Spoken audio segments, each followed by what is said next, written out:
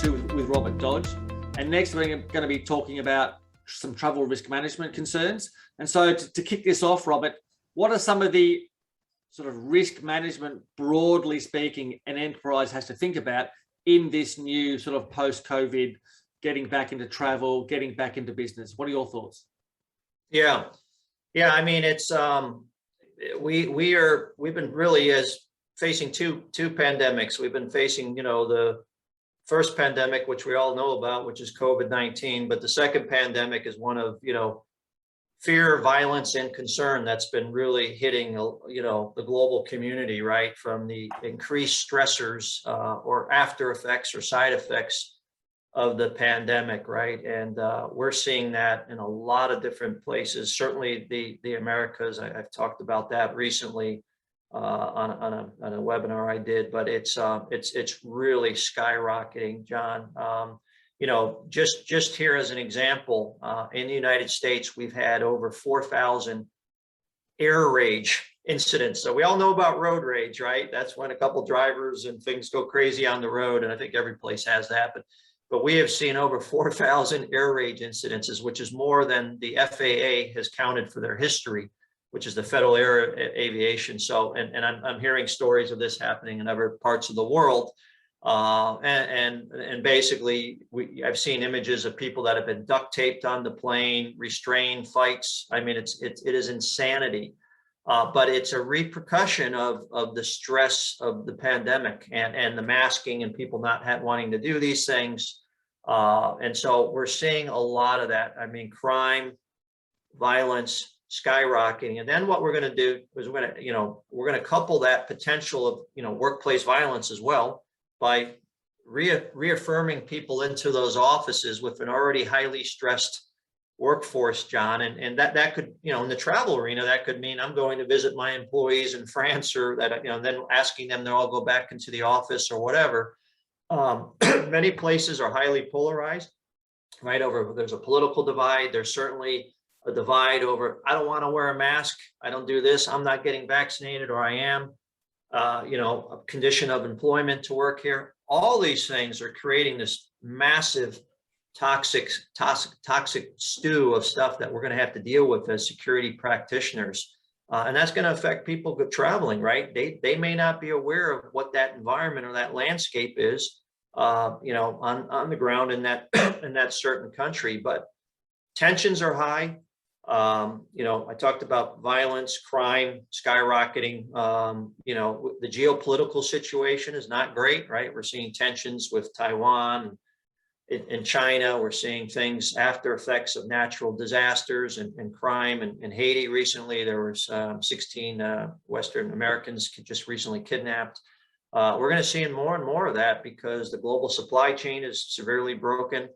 People's necessities aren't being met. And that's going to translate to, criminal actions and violence and other things that are going to keep us quite busy, especially as travel continues. And again, it's a new landscape out there that's also going to be, John, burdened by poor service, airline disruptions, problems at borders, customs because of changing regulations around COVID or whatever. And our people are going to get caught up in that unless we really, really prepare them well and look after them well.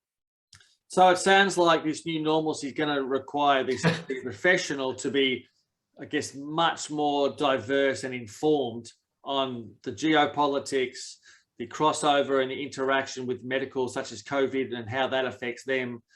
Workplace violence. It seems like the job of the security professional is getting tougher and tougher. It is, and I think it's getting broader. And you hit on it with the whole medical thing, right? Before COVID, I didn't know what a PCR test was, or half the other things that we learned, right? And and if you look at the symptoms of COVID, right? I mean, one of the documents I read, there's 100 different symptoms. So remember when it first started, it was a fever. It was like 4 or 5 things, and that was it. I mean, it's everything now. And so how do you separate what's what when somebody comes down, and how does that affect? And then, really the concerns of the workplace, the fears and all that. So I think that's the biggest change. The traditional risks are still going to be there. I think they're going to be heightened for a while. But, this whole quasi-medical arena, pandemic stuff, after effects is I think things we're going to have to really be on top of our game to add value to our employers. So you talk about being on top of our game to add value to the organizations that we work for. How does this affect us around legal and the regulatory requirements, bearing in mind they're constantly changing? You know, what's going on for the past, number of years in Afghanistan, it's just completely changed the landscape, not just for Afghanistan, but for regional countries. So yeah, what should we be thinking about for the next 5 to 10 years around legal and regulatory compliance? Yeah, I think some of the basic principles are still going to apply. They're just going to be heightened, John. That duty of care, right? You have employees, you should have known, could have known, you should have done something. You can't just send them into Afghanistan without preparing them properly, providing the proper levels of education, awareness, protection, and doing the reasonable test, right? That legal is always based on what are others doing? What should you have done? You should have known, could have known, all that kind of stuff. So the duty of care is going to continue to be the backbone of why companies need to do this, not necessarily if they don't want to do it, but that's the teeth here, right? Because again, the legal system will get you. Duty to disclose is again another important theory under the legal domain that I've seen in this area over the years, and it has that just not the legal side of it, John, the security side, right? Advising your person of a threat, but there's also the business side of that, right?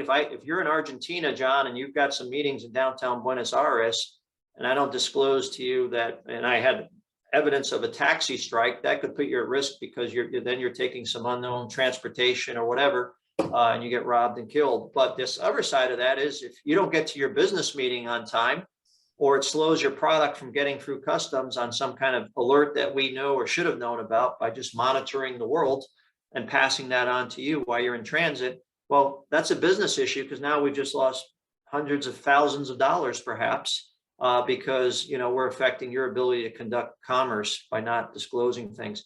The manslaughter, I know we're all familiar with the UK Manslaughter Act. That's basically a duty of care thing out of the UK, but if you don't meet that duty of care, then guess what? The executives can be held accountable and also thrown in jail.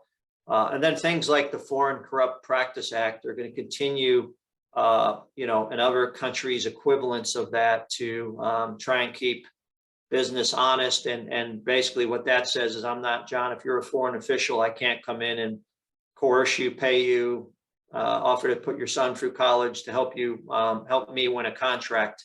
And that applies to government and foreign officials, both to either win it or retain that contract. So those are the things that we see. And then at the other side, the whole COVID thing is going to be such an X factor. So we're going to have to watch that closely around the legal ramifications of somebody who's employed, needs to go on a trip. And then he says, I'm not flying, I'm concerned.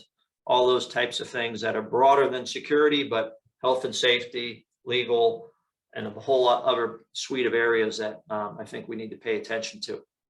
So I guess what you're getting at is the security professional of today and the future can't be siloed. He has to be fully integrated with the whole organization, because there are implications of not having an effective travel security risk management program, a program that effectively enables business rather than sort of being a blocker.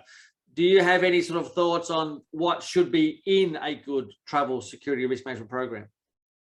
Yeah, I mean, you need good policies and procedures. That's the starting point, right? We don't want, if John's the CEO and Robert's the CEO, we don't want you flying on the same flight, right? That's just common sense. Policies around high risk travel, procedures around that, right? I mean, do you need to get approval before flying into Afghanistan? Or are you just going out there randomly and doing whatever you want? Is it okay to go bungee jumping and crack your head when you're on a 7-day weekend overhaul in Jakarta, Indonesia? Probably not. But if you don't have procedures spelling those things out, that's number one.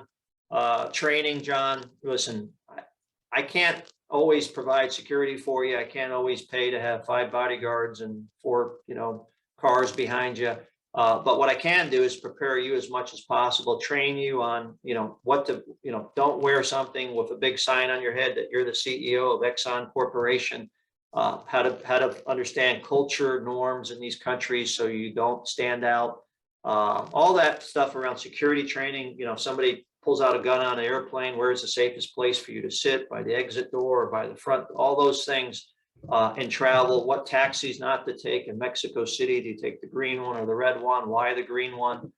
Crisis management training, of course. If crisis hits, how do I communicate? And then emergency response, John. We always want to cover that. Risk assessment is really the next part of this process. You got to have an ongoing program to assess risks in various parts of the world where you're doing business. Assess your countermeasures, because again, they're going to drive the evolution of the threat. So you need to constantly evolve around that. And then we get into risk mitigation. After we assess risk, what are they? And then we got to mitigate them. Well, John, you're going to Cairo this week. Well, we need to have a security driver pick you up at the airport. We need you to check in once every night. Whatever those mitigations are to align against those likely risks. Risk monitoring, John, that's all available to corporations now. They need to do it. We do it for our clients 24/7. That's really monitoring the virtual world for news or indications and warnings, John, that your peaceful trip to the Bahamas is no longer peaceful because there's going to be a riot, protest, or earthquake or hurricane coming your way, right? And then we want to push that out to you in a real-time basis. Response is the next element, John. You got to have, you don't want to bring a knife to a gunfight. Does your corporation have plans in place? Have I given you the proper way to report problems and escalate them? And then ultimately, am I going to get the right assistance to you? And then last piece of this pie is just notification and communication. Before, during, and really after the trip. I want to debrief you, find out what went right, what went wrong, anything else that you learned that might help another traveler. But during, I want to push that intelligence or information to you so you can go left instead of right. So those are the key components that we always recommend and help our clients with those areas. But that's for the travel risk management program. Those are the key elements. And thanks, Robert. You mentioned a couple of sort of operational elements there, and I just want to touch upon a couple of questions that always pop is about, is it safe to drive overseas? Do I need a sat phone? What should I be looking for? Check into a hotel? These sorts of really kind of detailed information that travelers often ask. What are your thoughts around those? Yeah, driving is, it's like number one, right? Number one killer of most foreign travelers, right? And it's not always that they're driving the car. It could be a taxi driver that's driving like a lunatic around downtown Delhi or whatever it is. But those are inherent risks that, again, that a lot of corporations, John, from my experience, don't really think about who they're outsourcing this to, how their people are getting around once they're in that country. And there's all kinds of risks there. And one I would say are infrastructure hazards, right? Very poor road systems, John. I mean, I'm very familiar with your background. We've seen each other in multiple countries around the world, and this. I mean, hazards on the road, no crash barriers, no guardrails, poor lighting. That is extremely common. I remember I was in Monterrey, Mexico on a business trip, and I was going to a place called Saltillo, and it was a long road, and it was one of my first times going to this town and on this road, and it was not a safe road at all. And I saw these little crosses on the side of the road, and I was thinking, wow, there must be a real religious community. So I asked my colleague, who was a Mexican, and he goes, "Oh no, those are where everybody's died from all the accidents on the road." I'm like, oh my God. So I made sure that seatbelt. So, got to make sure those seatbelts are on, travel arrangement. John, corruption, right? When you're on the roads, I can't tell you, Jakarta, Indonesia, you get pulled over and they just want a little bribe. Mexico, anywhere near the border points coming back in the US and many other countries, the authorities are involved, the bad guys are out there. So road hazards, road travel is, very, very risky. And of course, if you do have a problem out there, a lot of countries have zero or little emergency assistance. And lastly, I would say, oh, by the way, if you don't know how to drive a manual transmission, many countries, that's all they have for rental cars. And that's surprised a few people who show up and get a rental car, have no idea how to drive a 5-speed, right, instead of an automatic. So to pay attention to that stuff, John. I sadly have seen a lot of ugly incidences around that, and even traffic jams, right? Accident. You get in an accident. Certain countries you can't move that car. You have to sit there in the middle of the road. That's what the Beijing, China, others, until somebody actually comes get you. So what's your contingency plan, right? If you have your executive there, do you have a backup car in case it breaks down? All those things have to be prepared for, much more than in the Western world and these developing nations. You got to think about all this stuff. So it sounds like, if we go back to what we touched upon earlier, that today's security professional has to be so broad in experience and I guess intelligence gathering, and being able to combine and put all these different dots together to provide, I guess, a total solution to who they're getting, to who they're looking after. Last bullet there. I mean, it's enterprise risk, right? That's the right theme, right? It's the convergence of all these issues and dealing with that. Getting out of our box of comfort, which is just physical security issues, right? And then really dealing with this all hazard approach, medical, natural disasters, man-made spectrum of risks, right? And we got to be that's if you're not doing that, or not graduating or gravitating towards being an enterprise risk professional, eventually you're going to become a dinosaur in our industry. And you really got to get into this, because this is where you add value in mitigating all those risks, not just a small swath of them. So sort of to bring it all together as a final question for you, for someone who's joining the industry or perhaps mid-career, early mid-career, how do they achieve all this? What advice can you give them to sort of be prepared for the future? Yeah, well, one is jump, don't go in the shallow end of the pool, jump in the deep end of the pool on technology, right? It's fantastic. It's moving at a breakneck pace. But the world of convergence, cyber, physical, the same tools the bad guys are using to come after you, you need to understand so you can protect your enterprise. So embrace technology, don't run from it. Not everybody's grown up, John, especially in our age range, with a huge comfort of technology, but you got to push yourself out of your comfort zone, because there's so many areas where that can help you, I would say. Two, find a good mentor.